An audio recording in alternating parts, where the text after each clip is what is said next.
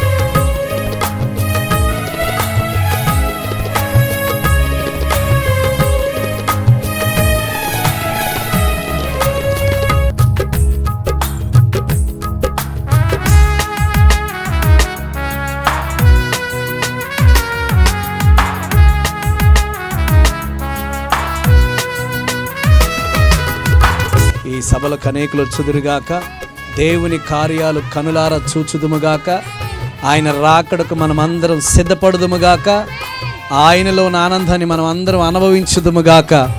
మనము అనేకులను ప్రభు మందిరానికి అలాగే సభలకు